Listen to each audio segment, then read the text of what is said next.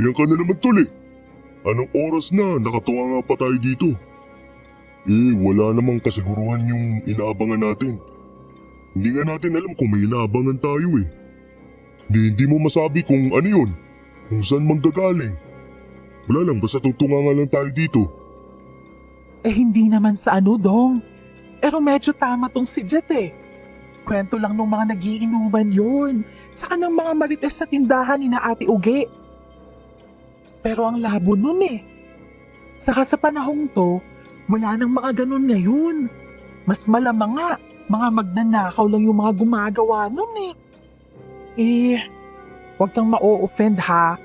Pero naniniwala ka na naman agad. Baka mapahama ka na naman yan.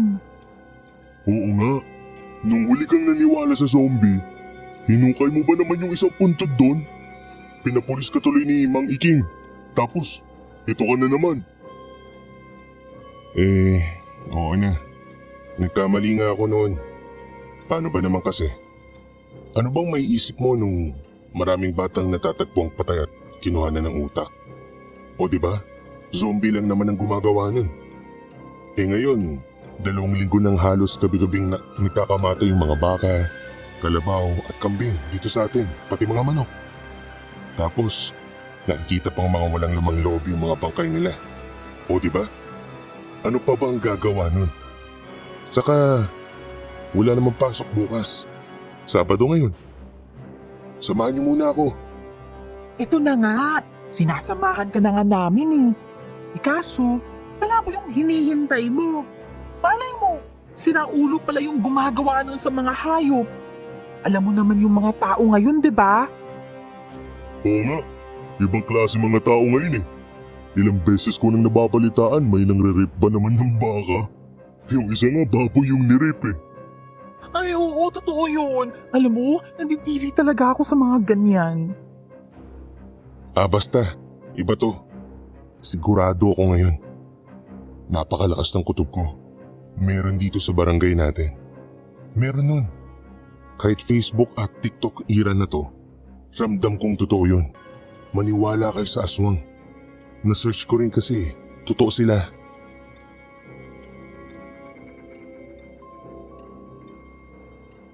Sa loob ng 2 linggo, halos gabi-gabi may mga alagang hayop ang winawakwak ang mga katawan at nawawala ng mga lamang loob, Miss Esperanza.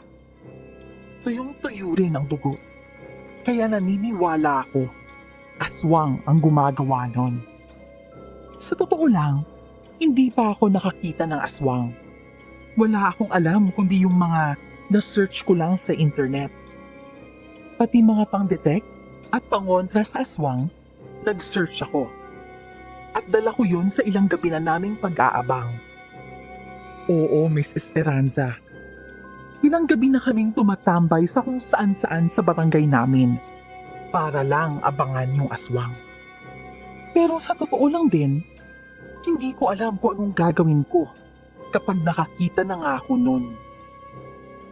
Habang nagkukwentuhan sa pag-aabang sa pinaniniwalaan kong aswang, panayang tungga ng kape at ngata ng sitsiryang binili ko sa convenience store.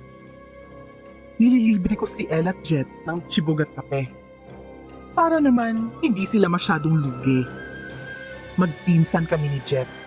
Kababata pa namin si El. Kahit naman parang lagi silang nagre-reklamo at kumukontra sa mga pinagpapapasok ko, hindi nila ako natitiis. Maya-maya pa, natsyempohan kami ni Ate Pat. Ate ni El, pulis naman si Ate Pat.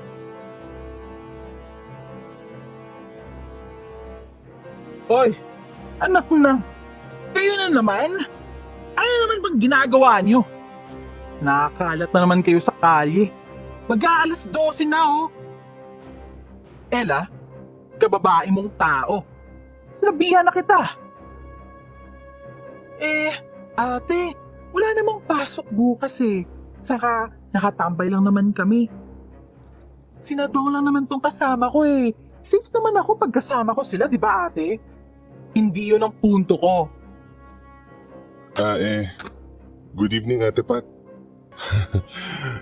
Pasensya na. Oo nga, nakatambay lang kami. Hindi kami nagiinom. Kape lang to. Gandang gabi, Ate Pat. Chicherya, kape. Baka gusto mo. Hindi na, salamat na lang. Pero kahit na, alam ko namang hindi kayo nag-iinom. Kaso, babae pa rin tong si El. Hindi pwedeng 10 oras ng gabi, nasa kalye pa. Saka kayong dalawa ha, sigurado rin hinahanap kayo sa inyo. Ano ba kasing itinatambay nyo? Haba-haba ng maghapon, gabi kayo nagsisilabas. Kasi itong si Dong may hinihintay lang. Yung pumapatay ng mga hayop dito sa atin. Ano? Kita nyo na? Ba't di naman naaabangan yun? Kami na bahala doon. Papahamak pa kayo dyan Kasi Ate Pat... Ay, naku Dong. Magsiuwi na lang kayo. Ikaw, El, tara na. Umangkas ka na. Tigilan nyo na yung tambay nyo sa gabi, Yan palang inaabangan nyo. Baka kung mapano pa kayo. Kami na bahala doon. Mauhuli rin namin yun. Oo, sige na. Umuwi na kayo. Baka mamaya kayo pang mapahamak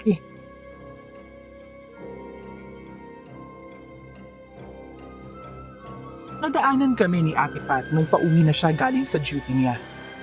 Napurnada ang plano ko. Pati si El, baka masabon pa sa pag-uwi niya. Pero sa isip-isip ko nun, kahit pulis si Ate Pat, parang wala rin siyang magawa. 2 linggo nang nambibiktima yung aswang. Wala pa kahit anong lead. Medyo nainis rin ako kay Jet. Kasi sinabi pa niya kay Ate Pat kung bakit kami nakatambay. Si El naman, hindi man lang nagsalita. Ngayong naabutan kami ni Ate Pat at nalaman niya kung ba't kami nakatambay paggabi, baka hindi na kami makaulit. Babawala na nun si El. Baka isumbong naman kami ni Jet kay Tito Boy. At habang naglalakad pa uwi, panay ang sisi ko kay Jet. Pambihira ka naman, Ba't mo naman sinabi kay Ate Pat kung ba't tayo nakatambay doon? Wala na. Sorry naman. Naisip ko lang baka samahan pa niya tayo Kaya nga inalok ko pa nung chicha natin dun Sus, may bala ka pa palang patambayin kasama natin. Tas nang alok ka pa. Hindi naman ikaw ang bumili nun. Alam mo, alam kong crush mo si Ate Pat. Pero, kala mo ba papatulan ka nun?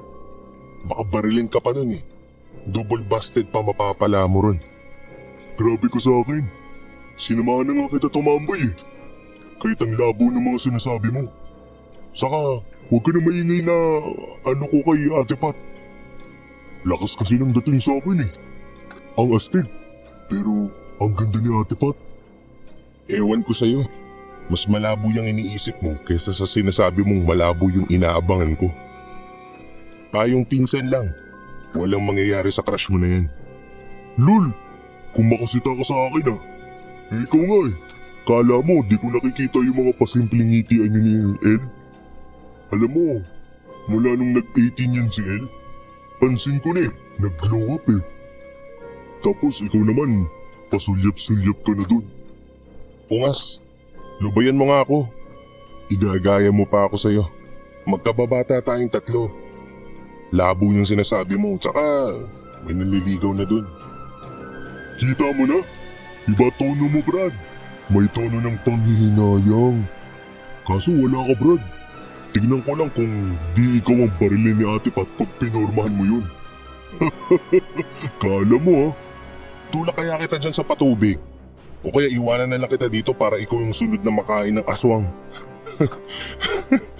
Sino ba kasi may sabing popormahan ko? Aswang ka dyan. Parang kang KMJS Puro di umano yung mga naisip mo Hoy, sandali. Si Maring. Naliligo sa patubig Oo nga Hindi. Parang may kinukuha o hinahanap. Pero, kaya na natin. Hoy, gabi na. Uwi na kayo. Oo nga, gabi na. Uuwi na nga kami. Ikaw nga gabi na, naliligo ka pa dyan. Hinahanap ko yung panty ko Nawawala. Hindi sinauli sa akin. Tinapon dito sa patubig. Siya kayo, umuwi na kayo. May aswang na. Anong panty? May siklat talaga. Bahala ka nga dyan. Aswang? Uy, may aswang daw. May alam yata tong si Maring eh. Sabi mo may aswang. May alam ka. Uy, ito naman papatulan mo pa yan. Tara na, hayaan mo na yan.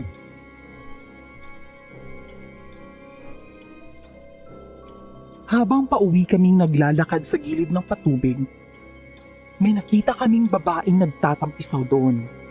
Si Maring kung tawagin sa lugar namin. May sakit siya sa pag-iisip. Luka-luka kung sabihin nila. Pero sa totoo lang, para sa akin, hindi eh. Oo, parang kakaiba siya. Pero yung mga mata niya, parang malalim kung tumingin. Sabi nga niya, hinahanap daw niya yung panty niya. Yun ang lagi niyang sinasabi sa mga tao. Pag nakita siyang nagkakalkal ng basura, o gumagapang sa bukid, o naglulublob sa patubig. Nakasanayan na namin yung sinasabi niya na hinahanap niya yung panty niya. Pero ang kinagulat ko, yung sinabi niyang may aswang. Ngayon ko lang narinig sa kanya yun. Pero itong pinsan kong si Jet, bigla na akong hinatak. Nang makalagpas na kami sa patubig, napadaan kami sa sagingan. At doon, di namin inasahan ang mga sumunod na nangyari. Una, may masangsang na amoy. Parang nabubulok. Sinundan ng malamig na hangin sa mga batok namin. Maya-maya, may kumalusko sa likod ng mga puno. Sumasabay sa paglalakad namin ng kaluskos na parang sinusundan kami. Patay mali siya si Jet. Pero alam kong kinakabahan rin siya. Ako naman, dahil nag-aabang ako ng aswang, gusto kong makaharap ang kumakaluskos. Pero takot ang nangibabaw sa akin. At lalo kaming ninerbiyos at napakaripas ng takbo nang makarinig kami ng kakaibang ungol ng hayop na noon lang namin narinig. Diretso kami ng takbo hanggang makapasok kami sa loob ng bahay. Nanlalaki ang mata naming dalawa. Pero ang bumungad sa amin, si Tito Boy na nagising sa kalabog ng pinto.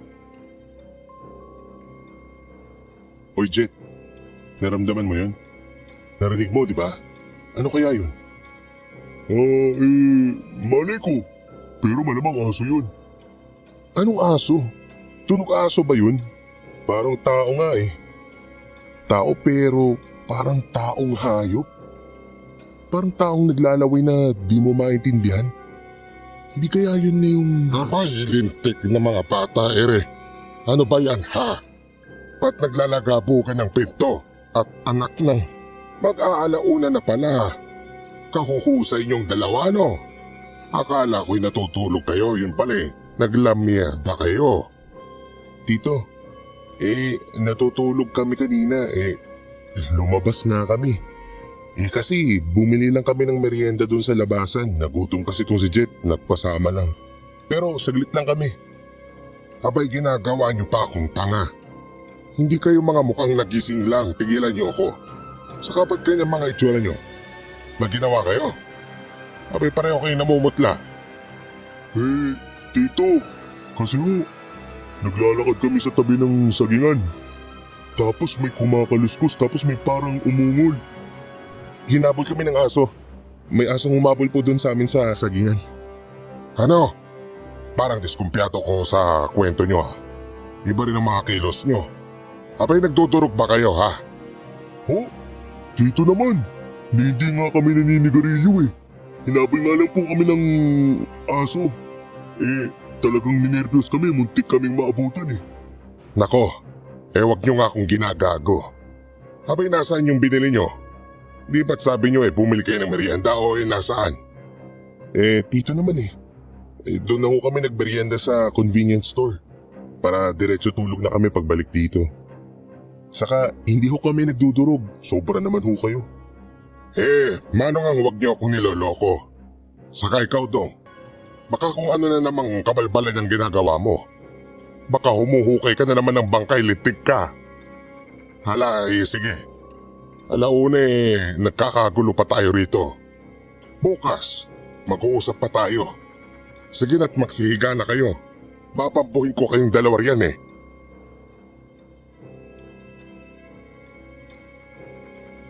Alam mo, Miss Esperanza, markado na ako ng mga tao. Lalo na ng tito boy namin. Ilang buwan pa lang kasi ang nakakalipas nung maghanap naman ako ng zombie. Dahil doon, hinukay ko ang isang pudpud. Para sana alamin kung nandun pa yung pinaghihinalaan kong naging zombie. Mula nun, buwisit na sa akin si Tito Boy. Si Tito Boy? Siya nang tumayong tatay namin ni Jet. Pareho kasi kaming ulila ng pinsan ko. Lasinggero si Tito. Pero hindi naman siya nagkulang sa amin. Napag-aaral pa nga niya kami dahil sa pagkakantintero niya. Nang mahiga ako, mayat maya akong napapalingon sa bintana. Mayat maya akong nakakarinig ng parang kung anong lumalapit dun. May mga yabag rin akong naririnig sa bubong. Gusto kong labasin ang mga naririnig ko. Pero mas napipigilan ako ng takot. Sa putol-putol kong tulog ng gabing yun, napapaniginipan ko naman ang mga nangyari sa amin. Yung kaluskos at angil sa sagingan, pati nga si Maring na nagsabi sa amin na may aswang. Kinaumagahan tuloy, bangag ako. Mga alas 11 ako nakabangon at napabangon lang ako dahil sa ingay at kumpulan ng mga tao na malapit sa bahay namin. Ang nagsasalita sa tumpukan, si Kap Ariel. Lintig na kung sino mang nanggugulo sa atin. Dalawang kalabaw na naman daw ang nadali nung para na namang inopera yung mga hayop pa. Natuyot ang dugo. Nawala ang mga lamang loob. Para ho sa kaalaman ng lahat, walang tigil sa kaiikot ang mga tanod natin. Pati nga ako sumasama. Pero hindi natin matsyempo ng siraulong gumagawa nito. Pero sinisiguro ko sa inyo, hindi na magtatagal ang kawalang yan ng siraulong yun. Abay, kapitan naman! Lalagpas na sa 2 linggo yung nangyayari na yan. Napakatagal na ho niyan. Ni wala kayong nasasagap kahit anong detalye kung sino yung gumawa niyan. Para nang dinapuan ng salo tong barangay natin. Abay, napakabagal po ng action, Kap. Ay nako Kap, medyo nakakasyokot na itong nangyayari. Akalain nyo ba namang halos gabi-gabing dinedemonyo yung mga alagang hayop namin? Hindi na kami makatulog ni Berto kakabantay sa mga baboy namin eh. Pero ang malala, hindi na kami makapaglabing-labing itong baby boy ko. Abay, wala nang tulog, wala pang peace of mind. Pero pinakamalala, walang baby time. Ay, sis me, Hagardo Versosa naman, kapitan. Hoy, mawalang galang na. Wala akong pakialam sa demotres na baby time ni Berto. Lumalaki problema ng barangay. Kaya lubayan mo yung kakirihan mo. Baka plantsahin kita riyan at nang malubay ka. Kap, makasabat na nga. Di ba't sabi niyo rumoronda naman kayo? Totoo naman eh. Makikita ko kayo kapag lumalabas ako sa hating gabi. Sinisilip ko din yung itikan ko. Ang kaso nga lang, hindi nyo matsyempuhan. Ibig sabihin hindi na uubra yung rumoronda lang. Baka dapat ibang diskarte na. Baka hindi na to kaya ng barangay lang. Abay, anong ibig mong sabihin? Sa tono mo walang silbi yung pagronda. Na pinalalabas mong inutil kami dito. Abay, ikaw kaya magdamag na rumonda nang malaman mo. Teka. Umalma ko muna tayong lahat, ano? Hindi naman ho natin kailangan magsisihan o magparinigan pa ngayon. Pare-parehas tayo napeperwisyo. Di ba nga? Pare-parehas rin ho natin gusto lang na matapos to. Ang pinakamabuti pa rin ho, yung magtulungan tayo. Di ba?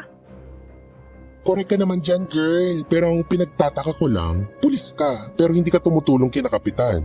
May baril ka. Sanay kang tumugis ng mga kriminal, pero nasaan ka nung kailangan ka ng barangay na ito? Char! Sasabi ko lang ho na walang sisyana.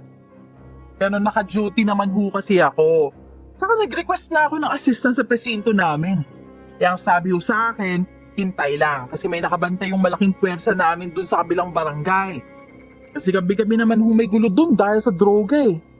So yun. Pero ganito ho suggestion ko lang.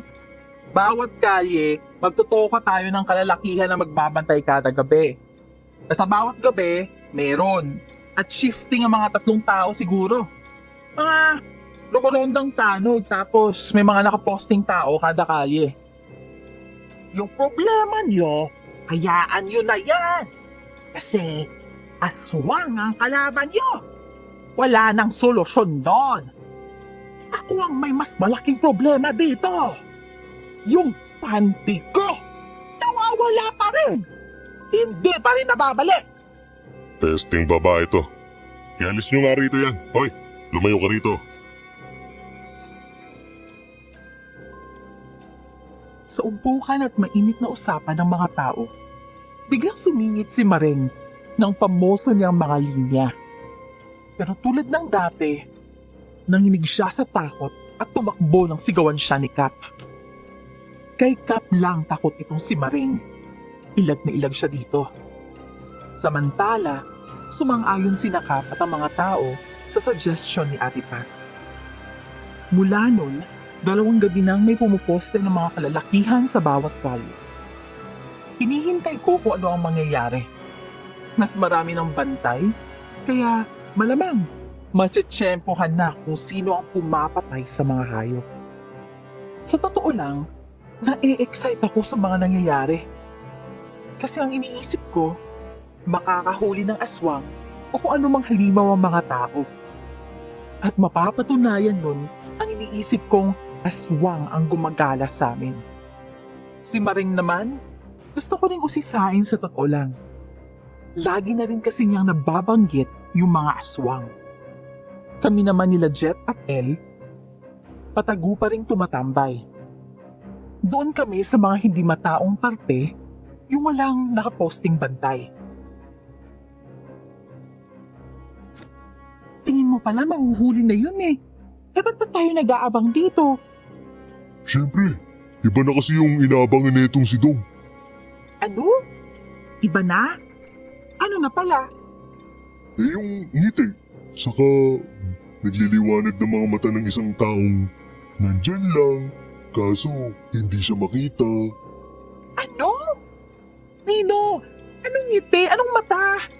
Multo na ba yung hinihintay natin ngayon? Ay, sinabi mo pa, multo mismo. Yung nararamdaman, pero hindi makakawakan. Yung malapit na nga pero hanggang dama lang. Laman ng bungo mo yung multo eh. Parang malamig na hangin lang, walang laman. Eh hindi nga El. Oo. Palagay ko nga mahuhuli na yun. Pero malay mo lang, hindi rin naman lahat ng lugar dito sa barangay nababantayan. Tulad dito, walang mga bahay dito sa dulo ng mga bukid, diba? Di walang nakatoka dito. Kaya tayo na ang toka dito. Malay nyo, tayo makatsyempo dun. Tama. Kailangan talaga matsyempoan yung ngiti nun. Kahit parang may nakatoka na sa puso nun. Kasi pwede pa rin naman ngang masalisihan pa yun. Kahit okupado na yun, di ba? Ano daw? Sabog ka ba, Jet? Gulong-gulo na ako sa mga sinasabi mo eh. Oo. Sabog yan. Sabog na, wasak pa ang puso. Ganyan talaga pag di mo na alam ang gagawin mo sa paghanga na wala namang patutunguhan. Lalo naman yung mga ilusyon na parang multo ba? Parang laman ng utak nito mga aswang daw. Di mo alam kung nananaginip o nangangarap eh. Parang pagtingin lang na di napapansin. Kahit di totoo, panghahawakan mo pa rin. Ay naku, yung dalaw talaga Totoo yata yung sinasabi ni Tito nyo nung isang gabi. Nagdudurog na yata kayong dalawa. Hindi ng amats niyo. Oo, lakas ng amats ko sa'yo. Alin yun? Wala, sabi ko, tama na. Buksan na lang natin tong chicherya sa kakape na malakas ang tama. Galing ng kape, nakakagising. Sana mayroon din kape na makakagising ng puso. Gising naman yung puso pero sa iba nakalingon. Masisira na yung ulo ko sa inyo. Di ko alam kung humuhugot ba kayo o nagtutulaan. Ano yun? May nagkakagulo dun sa looban. Doon pa sa kabilang kalye yun May lalaking sumigaw. Tara, punta natin. Sige, Puntahan ko sa bahay si ate tas susunod na kami. Kasagsaga ng mga palipad hangin namin ni Jet kay El at sa ate niya nang bigla kaming nakarinig ng malakas at napakahabang sigaw ng isang lalaki. Sumunod na ang kalabog sa bubong at kahula ng mga aso. Takbo kami ni Jet sa pinanggalingan ng gulo. Nakita namin si Maring na patakbo naman sa kabilang direksyon, palayo. Hindi na namin pinansin si Maring. Pagdating namin ni Jet sa lugar, may umpukan ng mga tao.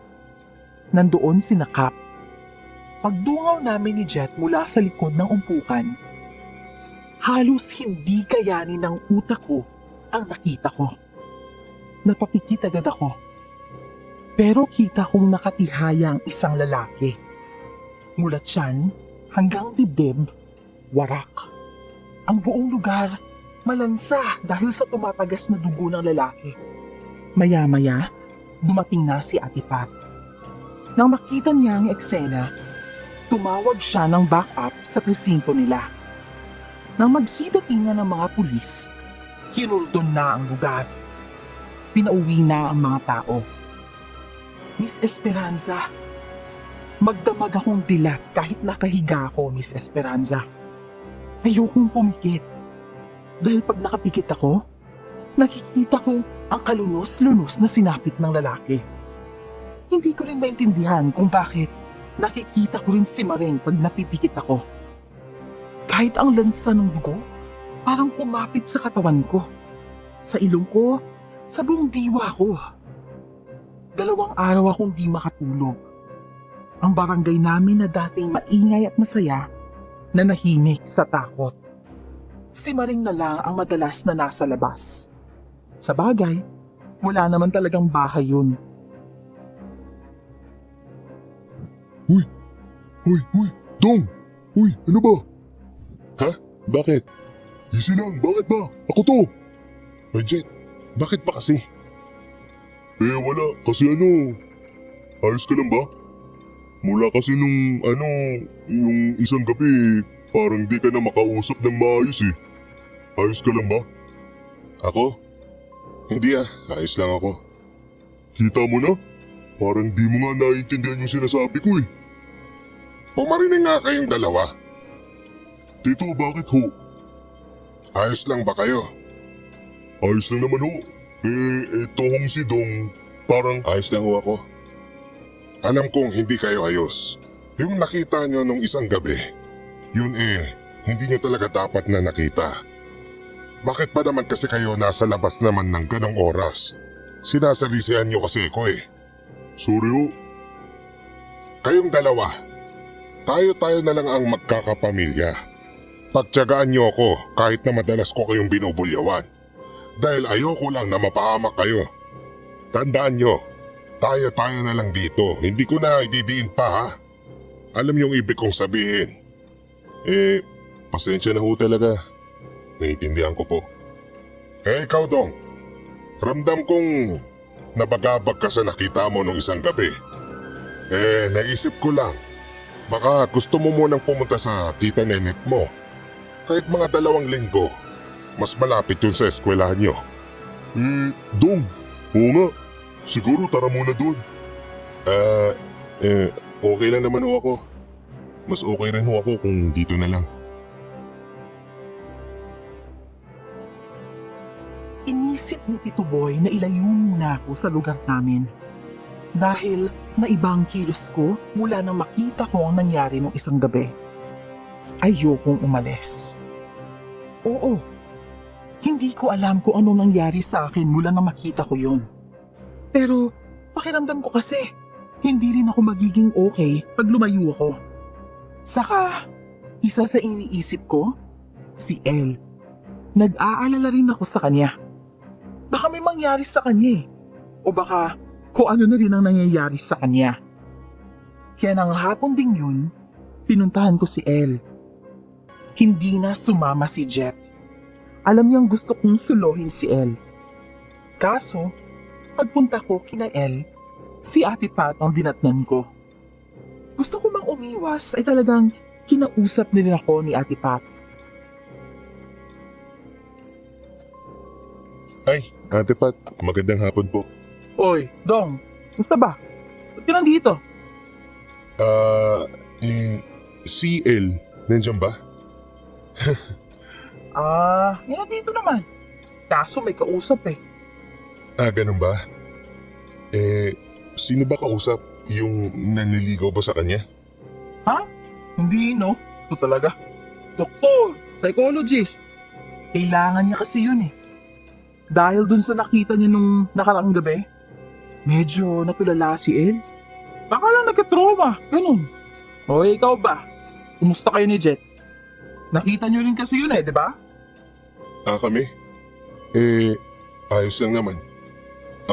Hindi kami nakatulog nung una pero ayos naman na. Ganun ba? Sa totoo lang, hindi niyo kasi dapat nakita yun eh. Kayo naman kasi, nakalabas na naman kayo ng gabi. Pero hindi nga. Kung okay lang sa'yo, pakausap rin kita sa psychologist na kinuha ko para kay El. Pero, ipagpapaalam muna kita sa tito boy niyo. What?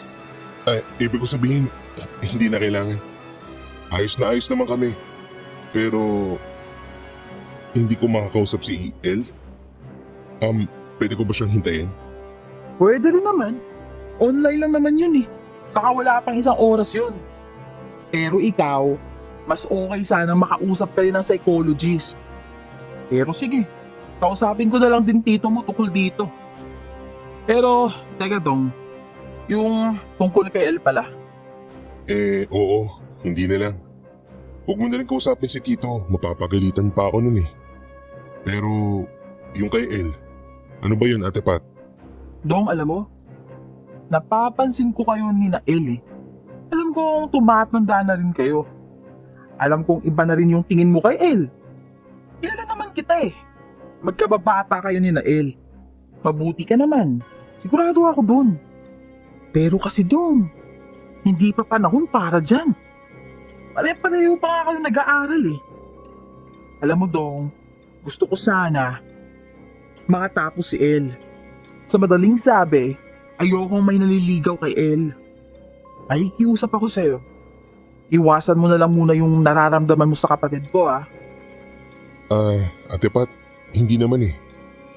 Wala naman akong balak ligawan si El.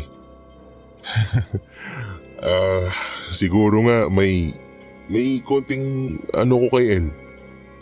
Pero wala akong balak manligaw. Pero concern ako sa kanya syempre.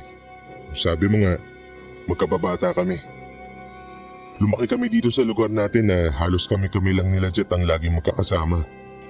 Pero huwag kang mag-alala Ate Pat, walang ligawan. Dong, sabi mo yan ha. Alam kong mabait ka. Pero magtapos muna kayo. Pag nasa tamang edad na kayo, sige, baka pwede na. Pero basta Dong, panghahawakan ko yung sinabi mo. Tatandaan ko tong pinag-usapan natin. Oo Ate Pat, sure yan. Magtiwala ka sa akin, may usapan tayo. Ate, tapos na. Uy, Dong, nandito ka? Wala na kaming ulam ha. Sama nito. Ano naman kala mo? Walang pagkain sa amin? Lagi lang nagkukulang pagkain sa amin dahil kay Jet pero di naman kami nawawalan. Yun pala, dumaan lang ako dito. May pinabibili lang sa akin. Pero dumaan na ako dito. May hiramin nga sana ako sa yung libro kaso nalimutan ko na kung ano eh. Di ka nga nagbabasa eh. Mukha nito. Uy El, ano? Ayos na ba yung psychologist? Ayos ba usapan nyo? Oo ate. Naging magaan naman yung pag-uusap namin. Okay na okay nga eh. Buti naman. May iwan ko na kayong dalawa Dito na lang muna kayo sa terrace. Sige na, late na ako. Yung mga pinto, El ha? Sige ate, ako lang bahala. Tawagan mo ako pag may aberya. Hoy Dong, yung ano ha? O ikaw, anong libro ang hihiramin mo? Kailan ka ba nagbasa? Kahit kailan, di ka naman nagbabasa eh. Lagi ka na nakikiramdam kesa nagbabasa. Puro papalipad hangin. Lagi namang ginagawang palusot sa jet. O ano? Wow, lakas mo dun ah. Hindi ako nagpapalipad hangin no. Hindi lang yun hangin. Saka, Ano ba babasahin kung wala naman? Wala! Kita mo na? Ewan ko sa'yo. Palibhasa kasi, mga pinaniniwalaan mo, mga aswang. Kesa maniwala ka sa nasa tabi mo na. Hanep! Ang talas mo naman yata ngayon. Basta, napaka-importante mo sa akin. Yun ang malinaw. Kaya nga rin ako nagpunta dito. Gusto lang kitang kamustahin. Daming nangyari. Sus! Labo pa rin, no? Pero thank you. Natuwa akong kinukumusta mo ko. Ate Pat! Ate Pat! Uy, Tom! El! Si Ate Pat! Hoy, ingay mo. Wala nang kanin. Ba't ba hinahanap mo na naman si Ate Pat? Umalis na. Papunta na opisina. Saka ayaw kang makita. Raulo mo. El, may meeting kasi dun sa barangay. Pinapatawag rin siya ni Kap.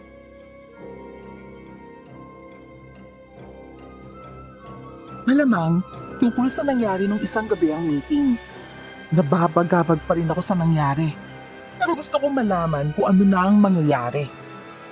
Kaya kaming tatlo, nakiusisa na naman dun sa barangay hall. Habang papunta kami doon, tinawagan na ni El si Ate Pat para pabalikin. Pati si Mareng, natanaw ko rin ulit na papunta doon. Malayo pa lang kami, rinig na namin na naglalakas ang boses ng mga nandun. Humahagulgol ang asawa ng napatay nung isang gabi. Nagkaroon din ng sigawan sa pagitan ng ilang tanod at ng ilang kabarangay. Sinisisi kasi ng ilang kaanak ng namatay ang mga tanod. Tensyonado ang meeting na yon. Matataas ang emosyon ng mga tao. Sino nga ba naman ang hindi mabubulabog? Ilang linggo nang may pumapatay ng mga hayop sa lugar namin. At ang huli, tao na ang naging biktima. Magkahalong takot at galit ang nangingibabaw sa mga tao. Sa totoo lang, kahit si Kap, halos hindi na rin alam ang gagawin. Magsiupo nga kayong lahat. Magsitigil kayo. Walang gagalaw. Walang magsasalita. Ako muna. Palalabasin ko pag may nanggulo. Mga lintik kayo. Alam kong namatayan kayo. Mahirap yun lalo't pinatay ang kaanak nyo. Pero intindihin nyo rin kami. Ginawa namin lahat dito sa barangay. Rumuronda kami magdamag. Nagdagdag pa nga tayo ng puwersa. Nagbantay na pati ilang kalalakihan dito. Kaya ayusin nyo ang pananalita nyo sa amin. Hay nako naman Kap, ba't ikaw pagalit? Kami itong nalilintikan dito. Talaga namang palpak yung pagbabantay nyo. Kahit anong sabihin nyo, kahit anong pagmamatapang nyo, ligwak ang diskarte nyo. Saka... Hoy Dondi, yung bunganga mo baka ipagulpi kitang tikbalang ka. Anong tikbalang? Ikaw daig mo patuod. Wala kang magawa, puro ka grandstanding. Mabuti na yung tikbalang sumisipa, yung tuod, nakatayo lang, walang lilim. Walang tikbalang. Pero may aswang. Hoy, anong aswang? Ikaw talaga yung saltik mo. Walang pinipiling pagkakataon ano? Bawal dito may saltik. Ba't ba nandito yan? Palabasin nga yan. Lumabas ka, kundi tatapon kita sa patubig. Di mo pa nga binabalik yung panty ko eh. Saka may aswang. Totoo yung mga aswang.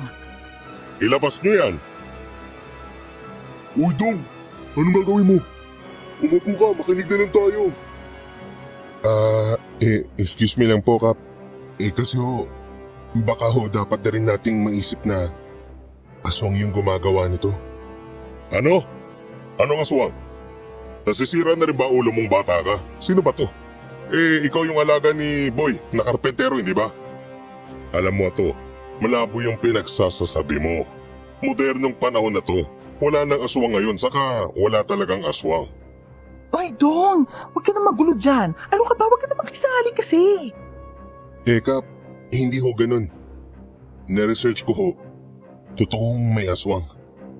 May ilang video pa nga ho na nagpapakitang may aswang talaga. Saka, wala ho sa panahon yan. Saka tignan niyo po yung mga pagpatay. Una mga hayop na walang laman loob, ngayon tao. Winakwak ang katawan. Kinuhanan din ng mga lamang loob. Paano po ipapaliwanag yun? Alam mo ato, sa panahon ngayon, napakaraming siraulo. Lalo na yung mga adik na yan. Kung ano-ano kasi pwede papapasok sa katawan. Kaya kung ano-ano din ang naiisip gawin sa kapwa. Tao ang gumagawa niyan. taong siraulo, malala ang sira ng ulo. Teka muna po, Kap.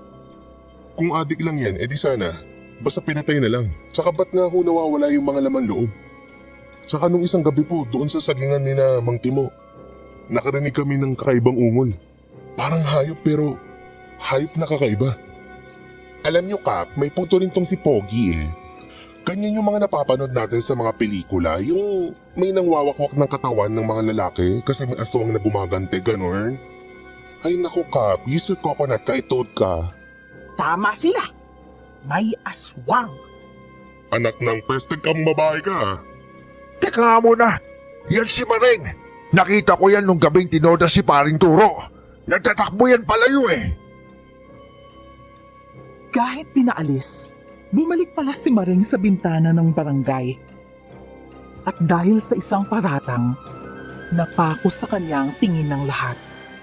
Ako man, nakita ko rin talaga siyang tumatakbo palayo sa gulo nung gabing may pinatay. Naaalala ko rin nakita namin siya ni Jet sa patubig bago kami habulin ng kung anong hayop sa sagingan. Pero bukod doon, walang malinaw na pangyayaring magtuturo na si Maring ang gumawa ng mga patayan. Pero bigla-biglang hinatak ng isang lalaki papasok si Maring. Na makapasok, hinablot na lang din siya ng mga kaanak na napatay. Si Kap tumayo lang sa kinauupuan niya pero nasa sulok lang. Iilan lang din sa mga tanod ang umawat. Sumali na rin ako sa gulo para sana pakawalan si Maring pero madali akong naitulak. Hanggang sa isa-isang humagis pala yung mga tao. Si Ate Pat biglang dumating at pinaghahatak ang mga may hawak kay Maring. Dinampot ni Ate Pat ang nakasubsob na si Maring saka siya bumunot ng baril. Doon na natigilan ng mga tao. Tumigil kayo! Walang gagalaw! Magsiupo kayong lahat! Upo! Ano ba to? Ba't yung tinuyok tong si Aling Maring? Ano bang nangyayari dito? Eh kasi, nabanggit na baka asong ang may gawa ng mga patayan. Eh tapos, si Maring yung napagbintangan. Ano nagsasabi mo? Eh yung si Pogi din ang nagpasimuno na baka aswang daw ang pumapatay. Tapos yun na, let's get ready to rumble na.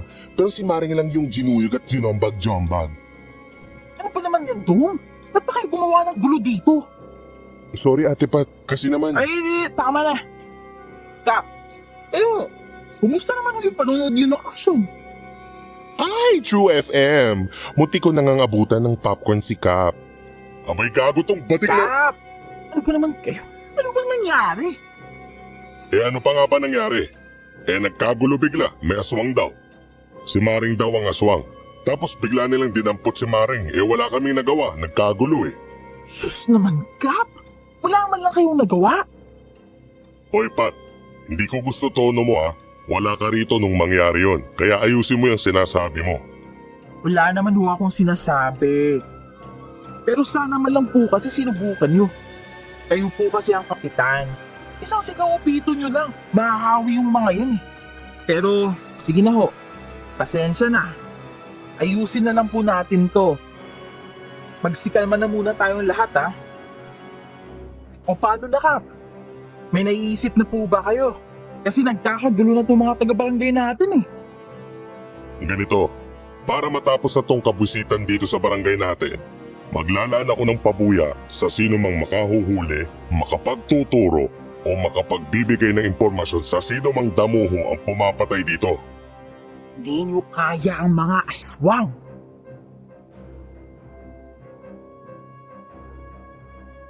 Nakita kong napailing si Ate Pat sa naging solusyon ni Kap. Kahit ako, parang alanganin sa reward system na yon. Nagkagulo ang mga tao dahil sa paratang. Ngayon naman, pera na ang usapan. Napakadelikado ng paraan ni Kap.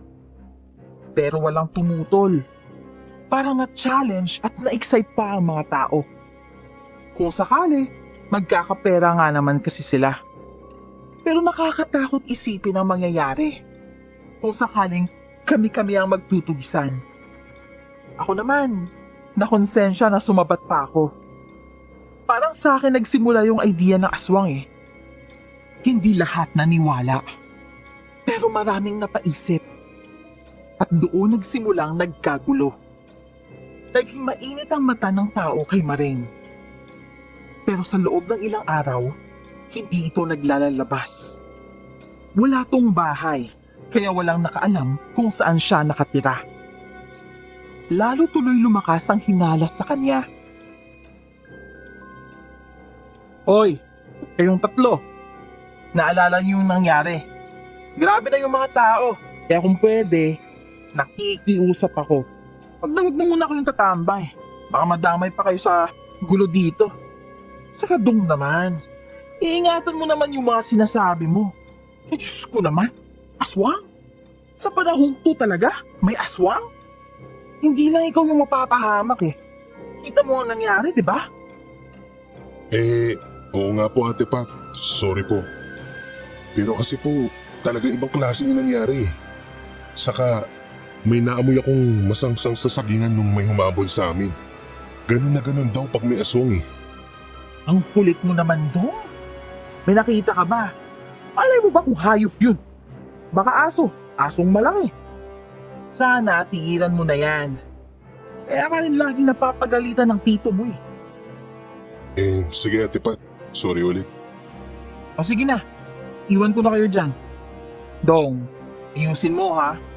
Saka El, dyan na lang kayo tumambay sa bahay. Huwag nang lalabas. Tumawag ka pag may nangyari. Oh, siya, alis na ako. Okay ate, ako na bahala. Ingat! Ingat Pat! Wow, Pat na lang tawag mo sa kanya.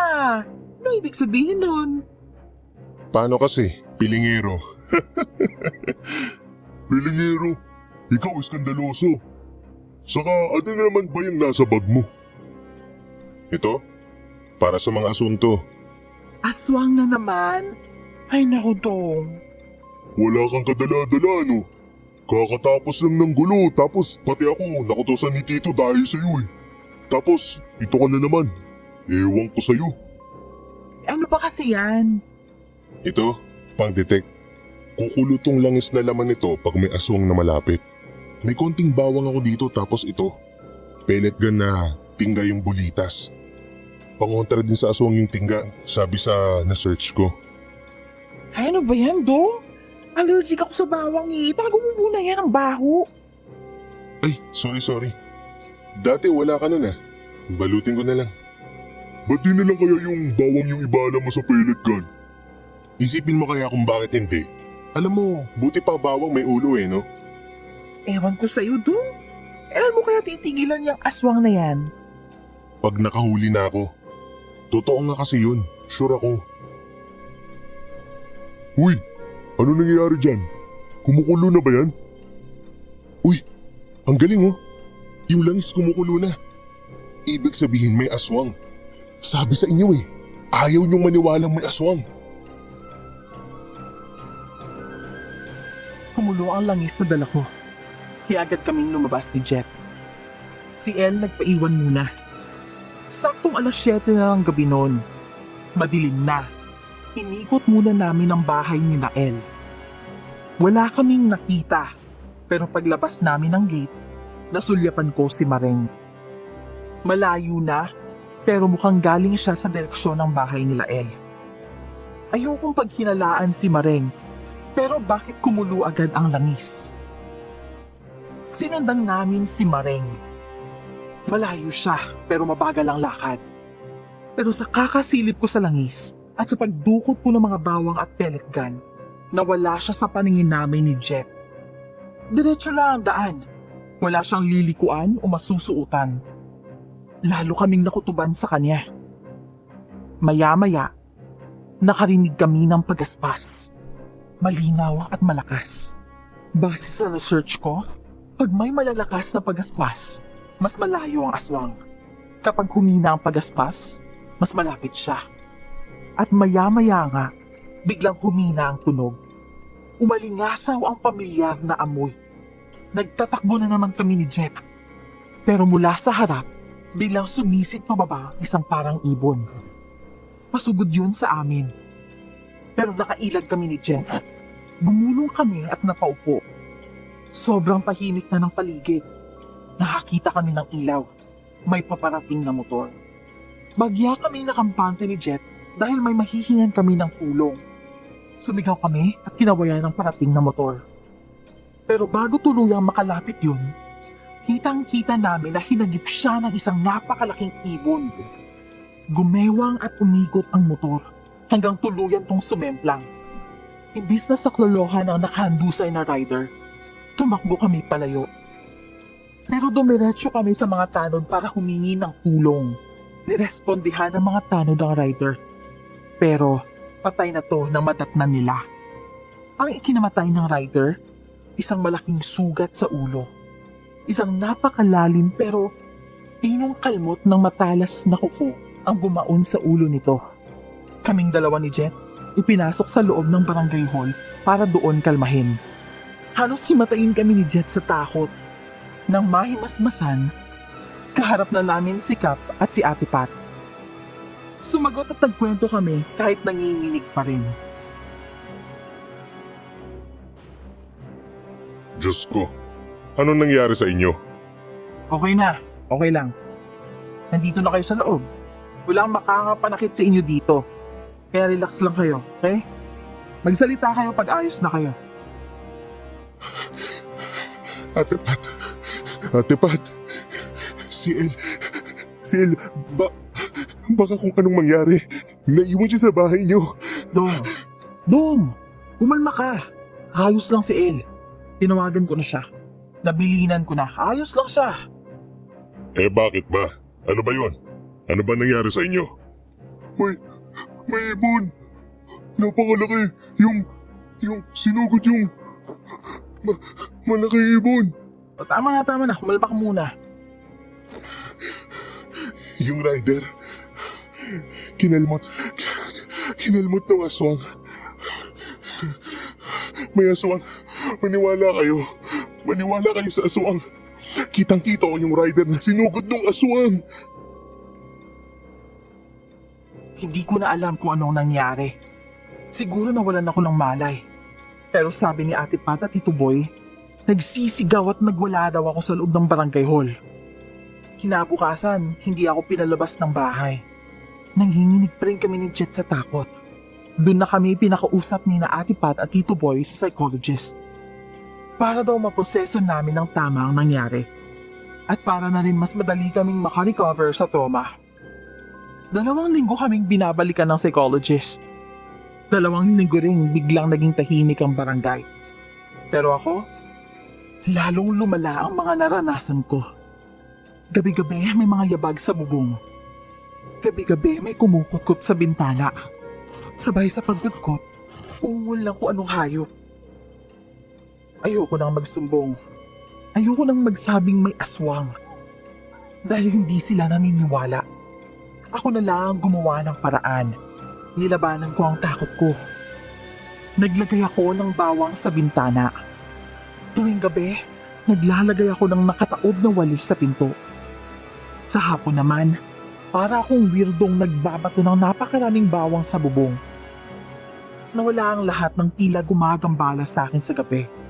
Pero sa lugar namin, alam kong umaaligid ang aswang na yun. At kay El ko nabalitaan ang ibang nangyari habang 2 linggo akong hindi makalabas. May malaking ibon na sumugod sa inyo sa rider? Oo, kitang-kita ko yun. Yung laki, yung kulay na itim, yung lapad ng pakpak, yung mata niyang parang umaapoy. Oy, kumalma ka lang. Huminahon ka kaya muna. Alam mo, wala yun. Walang mang-aano sa'yo. Nandito ako. Hawak ko yung kamay mo. Oh. Mag-focus ka lang sa kamay ko, okay? Sorry. Kalmado na ako. Kaya lang, di namin maiwasang mga tugpa rin pag naaalala namin yun. Pero kailangan mo raw harapin yan, sabi nung psychologist. Oo nga, alam ko. Kaya nga ito nga pag nakita ko ulit yun, babawian ko yun. Pero, alam niyo kung anong masakit sa lahat ng to? Ano yun? Yung magkahawak kamay kayo sa harap ko, tapos ako namamaluktot lang ako dito sa kama ko. Sus, bumanat ka na naman. O ito pa ako, o abutin mo, tsaka umawak. El, hindi ba pupunta dito ate mo? Total hawak mo kamay ni Dong, dapat siya naman sa akin. Sabi ko na nga ba eh. Ay naku. Alam mo, Jet, huwag ka na lang kasing umasa. Kung gusto mo, pagpulis ka rin. Ang gusto nun, yung mga matitigas. Oo, yung matitikas, hindi masisiba. Ano? Matikas naman ako lalo sa kainan. O yan, ayos di ba? Medyo nakakatawa na kayo kahit paano. Oh, ito french fries. Uy, El, salamat talaga. Talagang dinalaw mo pa kami dito. Eh ikaw, kuha ka baka lalo kang mangayayat eh. Sige lang. Sa inyo na yan. Kulang pa yan eh. Saka makita ko lang bumubula bibig mo. Busog na rin ako.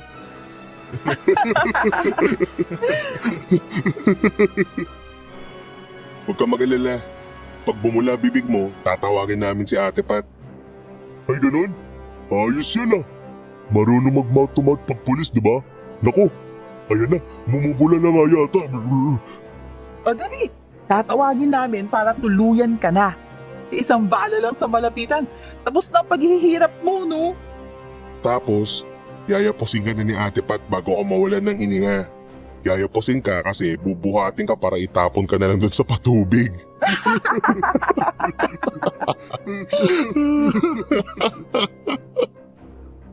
Ang sasama nyo, police fraternity kaya yan. Grabe. Anong police fraternity? Police brutality yun, Brad. Galing nyo ring dalawa no? Biglang super close nyo na. At may pasandal-sandal ka pa sa balikat ni Dong ngayon Ano kayo? Sumbong ko kaya kayo kay Ate Pat nang ikaw ma-police brutality. Sus, nainggit ka naman. Yan, yung kurtina dyan. Dyan ka sumandal, yakap-yakapin mo pa. Galing! Ligayang-ligaya ka. Nung mga nakaraang araw, kulang na lang itapon ka na sa ilog sa pagkakatalokbo mo sa kumot Ayun, happy-happy. Ay naku, bahala kayo. Pag yan, nalaman ni Ate Pat. Nako, pag nalaman ni ate, tingnan mo ko nung gagawin ko sa'yo. Ako mismo magtutorture sa'yo, no? Kita mo na? Guilty talaga kayong dalawa Ang masama nun si Dong lang talaga pinunta mo rito. Style mo rin no? Hoy, nangungumusta ako. Kinukumusta ko kayong dalawa. As a friend, di ba? Ayaw mo ba nun? May friend ka? As a friend. Makasandal ka kay Dong As a friend mo mukha mo. Oh, ano nga pala nangyayari sa labas nung nandito kami? Ikwento mo nang hindi nakasandal dyan. Asim-asim yan Hoy, naliligo ako. Ikaw lang tong 2 linggong di lumabas, 2 linggo rin di naligo. Amoy buro na nga dito sa bahay Ay naku, ewan ko sa inyong dalawa.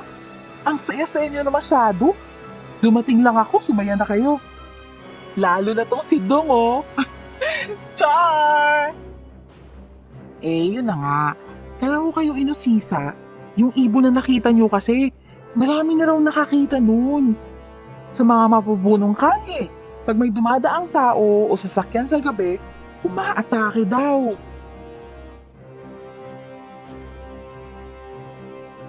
Sa 2 linggong nasa bahay lang kami ni Jet, para kaming nasisiraan ng bait sa takot. Pero nang dumating si El, para bang nahugasan lahat ng takot at iba pang negative emotions namin. Napakalaking bagay ng presensya at suporta ang dala niya. Lalong-lalo na sa akin. Nang hawakan niya ang kamay ko, nang niyayapos at sinasandalan niya ako, parang nalusaw lahat ng takot ko. Parang kaya kong humarap ulit sa kahit na ano. At bukod nga sa dalang concern ng kaibigan namin, dala rin ni El ang mga nakakakilabot na kwento. Ilang ulit ng biktima ang ibon na nakita namin. May mga dayo rin tong inatake. Pati mga tanod, hindi nakaligtas sa mga kuko ng malaking ibon. Nakunan pa daw ng picture ang ibon at naipost pa sa social media. Nag-viral ang barangay namin dahil doon. Pero wala sa usapan ng mga tao ang aswang. Pinasuri ang picture sa DENR sa probinsya namin. Ang hatol ng mga eksperto dito, isang rare at endangered na ibon ang umaaligid at nambibiktima sa barangay. Sa totoo lang, umasa ako. Siyempre, mas gusto kong sabihin ng mga eksperto na hindi nila alam kung ano ang nilalang na yun. Para lalabas na aswang nga yun. Pero hindi ganun. Sa kabilang banda, gusto ko na ring matahimik. Kaya ipinagpalagay ko na rin na ibon nga lang ang brutal na nagwawakwak at pumapatay sa mga hayop at tao sa lugar namin. 2 linggo ulit na naging normal ang barangay. Pero nang halos makalimot na ang mga tao, ginulantang ulit kami na isa na namang nakakakilabot na pangyayari. Sa isang gabi lang, isang magkasintahan ang natagpuang butas ang mga dibdib. Tagos hanggang likod ang mga butas. Akala ko payapa na kami. Pero nagkagulo na lang din ulit. Mas tumindi ang pagpaparatang ng mga tao. Binuhay ulit ang reward system ni Cap. Kung sino-sino ang dinadampot at kinukuyog ng mga tao. Hanggang sa ang mapagbalingan na naman, si Mareng. Isang buwang hindi nagpakita si Mareng. Saktong paglabas niya ay ang pag-atake na naman sa barangay namin. Hindi na maawat ang mga tao. At dahil dito, muntik nang mamatay si Mareng. Pero matapos siyang bubugin, ikinulong siya sa likod ng barangay. Kahit si Ate Pat, wala nang nagawa. Talaga palang kinulong si Maring, no? Bago nga daw nakulong talagang pinuruan ng mga tao. Muntik na nilang mapatay Nakita mo ba itsura? Talagang basag ang muka. Na hindi nga rin makatayo Bali daw ang binte, pati tadyang. Grabe, hindi ko matingnan. Pero tingin mo, tama ba yun? Naguguluhan nga ako Naawa pala ako sa totoo lang.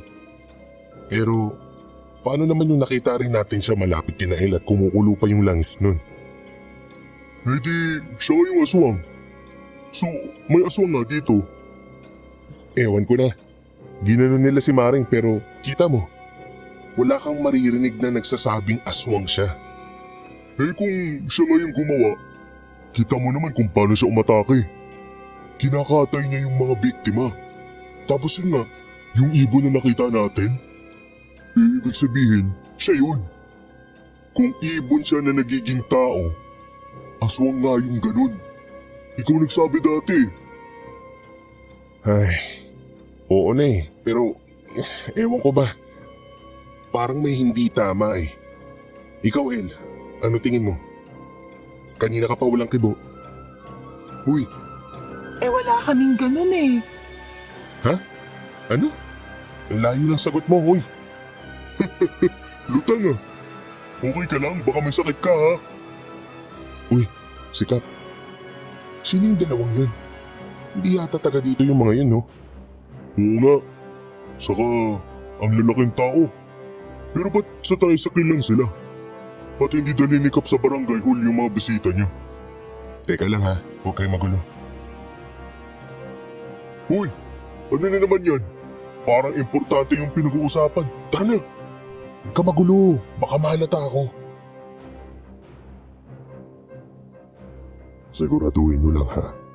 Mamaya, pupunta kami ng mga tanod sa birthday sa kabilang barangay. Doon kayo sumimple. Dapat malinis ha.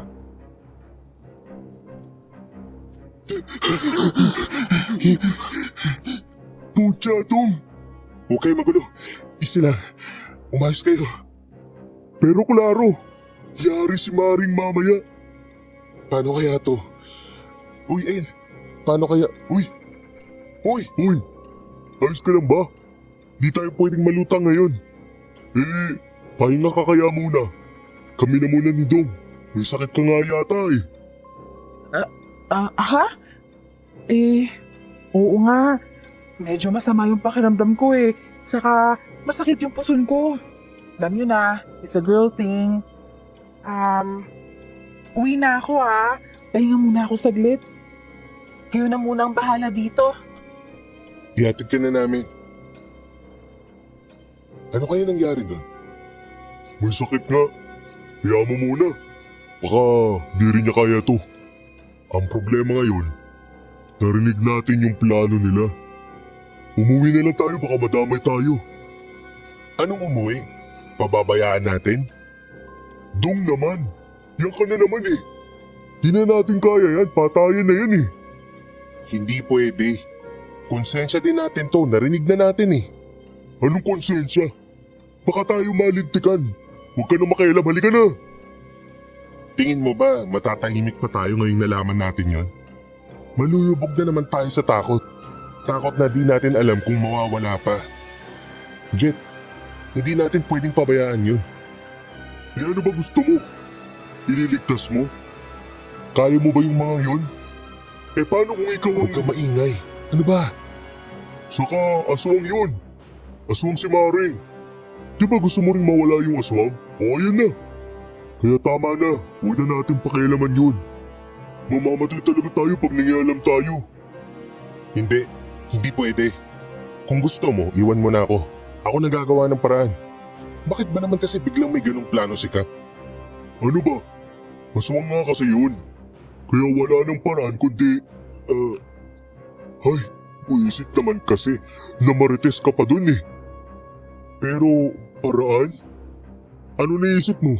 Sige nga. Wala pa. Pero iisip ako.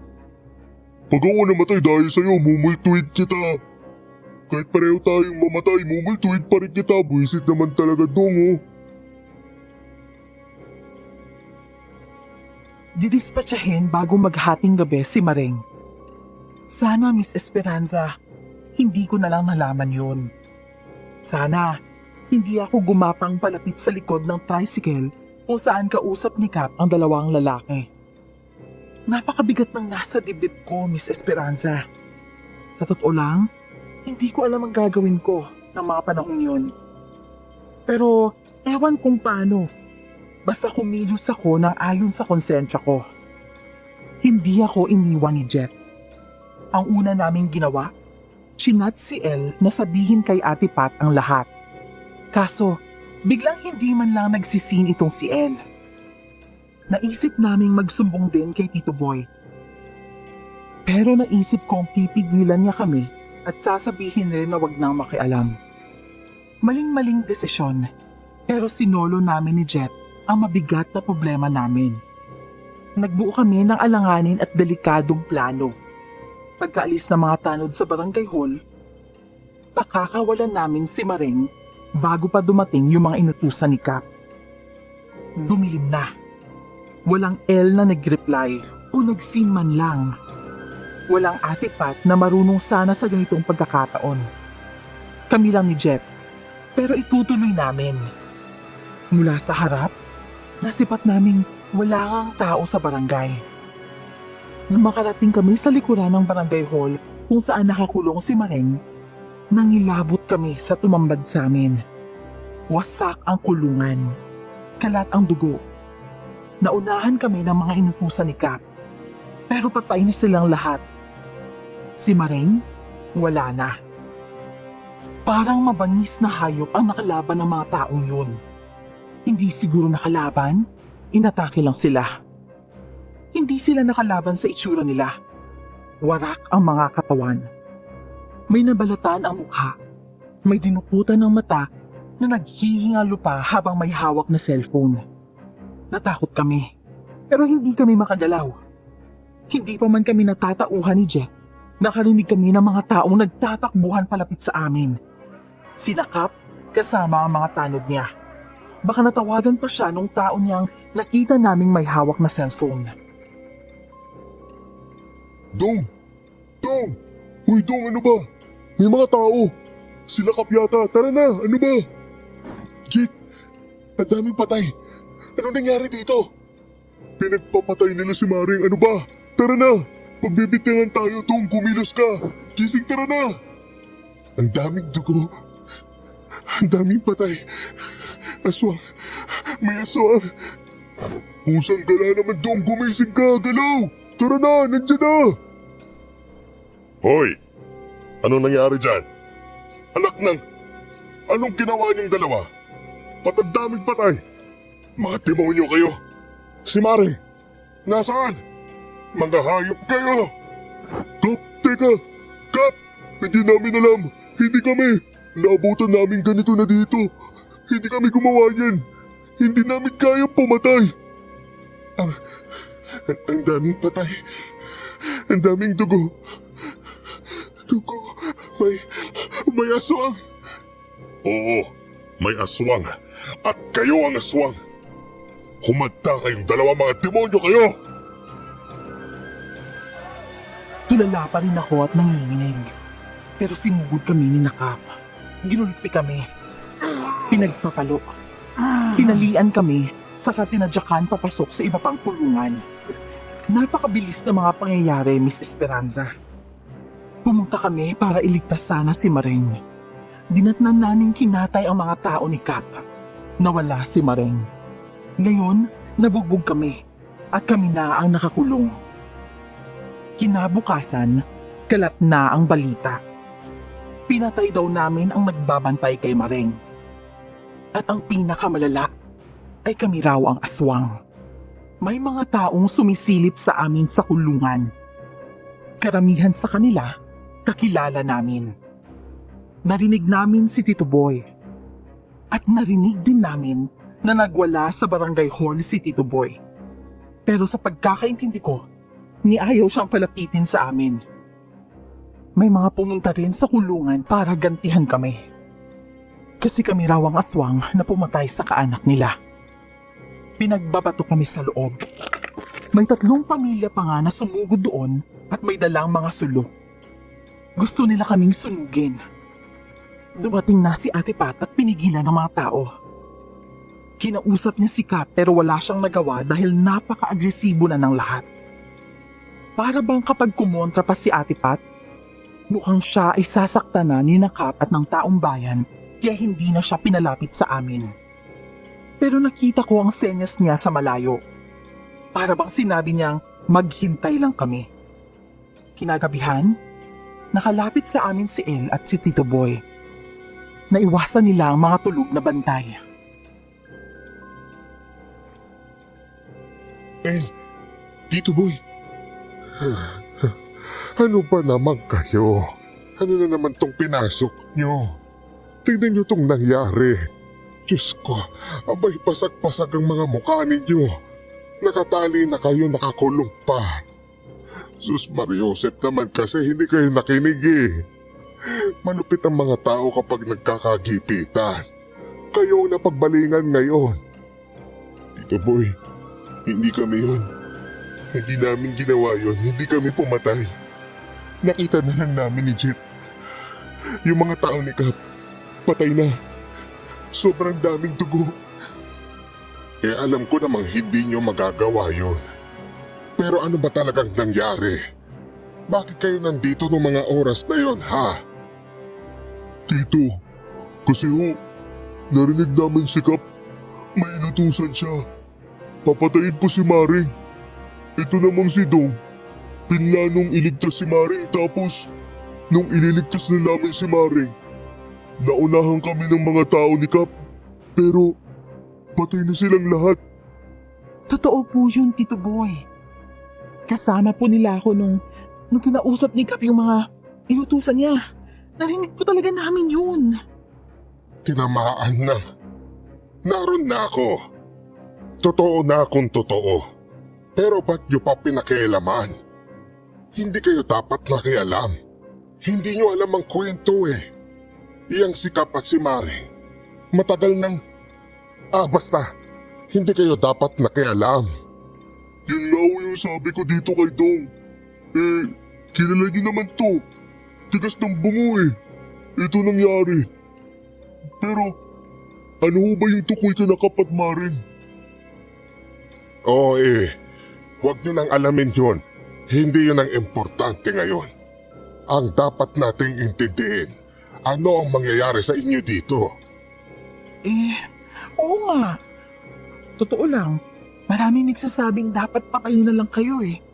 Sinususulan ng mga tao si Kap na patayin na kayo.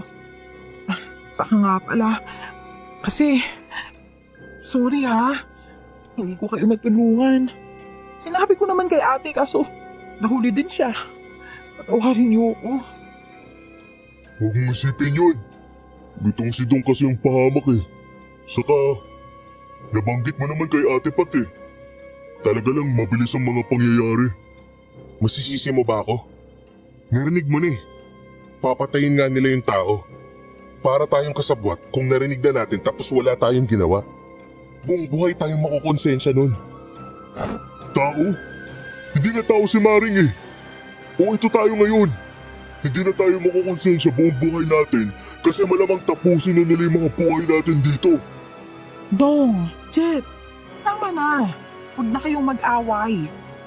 Tama na kayo. Nariyan na yan. Ang pinaka-importante ngayon, anong gagawin natin bago sila kumilos? Anong gagawin nyo? Pakakawalan nyo yung mga yan? Nalinti ka na. Kap? Ano ho bang problema niyo? Grabe naman ho itong ginawa niyo sa kanila. Kita niyo ba yung itsura nila? Muntik yun na mapatay itong dalawa eh. Pasalamat nga sila at ganyan lang ang inaabot nila eh. Pero dapat na rin mamatay ang mga yan. Mga salot yung mga yan. Si Maring at yung dalawang tarantadong yan, mga salot dito. Kap, kung ano mang gulo meron kayo ni Maring, huwag niyong idama itong mga pamangkin ko. Wala naman talaga silang ginawa. Anong wala? Masahol pa sa hayop ang ginawa nila sa mga tao. Kitang-kita ko, binaboy ang katawan ng mga taong yun. At yung dalawang lang yan ang narito. Ano po bang ebidensya niyo na sila ang pumatay, Kap? Meron man lang ho bang witness na nagsabi sa inyo? Wala naman ho, di ba? Hoy, Ineng, wag na wag kang makikialam. Pareho kayo ng ate mo. Mahilig magmarunong. Wala namang magawa. Sila ang narito, kaya sila ang may gawa. Sila ni Maring. Wala nang iba. Bukod ron, pinatakas pa nila si Maring. At yun ang pinakamabigat na kasalanan nila dito sa lugar natin. Bilang kapitan, tungkulin kong parusahan sila para pumayapa dito. Alam niyo, sa gigil niyo kay Aling Maring, baluktot na yung utak at katwiran niyo eh. Una, hindi niyo tungkulin na magparusa. Isa pa, wala nga ho kayong patunay na sila ang gumawa, di ba? Sakap naman. Alam naman natin kayo itong may atraso kay Aling Maring eh. Gusto niyo lang siyang dispatchahin para tuluyang ibaon yung ginawa niyo sa kanya. Di ba? Ang malala, nandamay pa kayo ng iba. El, tumahimik ka. Apatintik kang bata ka. Napakatalas ng dila mo. Napakarami mo ring nalalaman.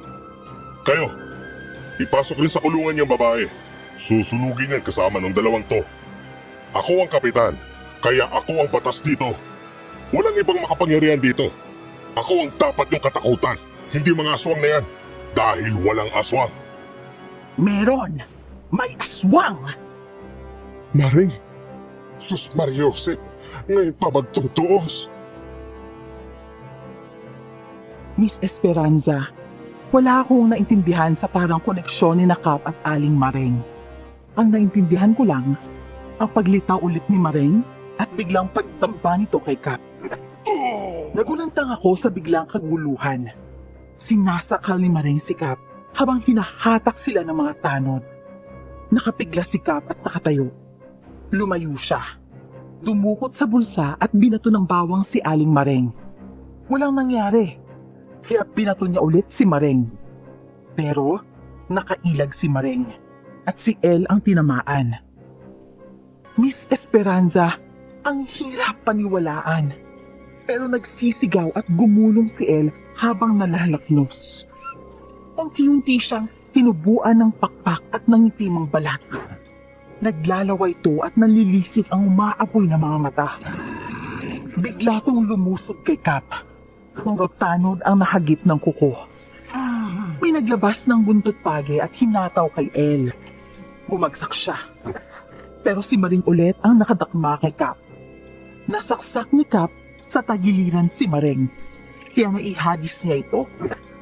Bagsak si na Maring at El. Pero mula sa bubong ng barangay hall, umalingaw-ngaw ang mabangis na sigaw ng isang babae. Si Ate Pat. Mas malaking halimaw kesa kay El.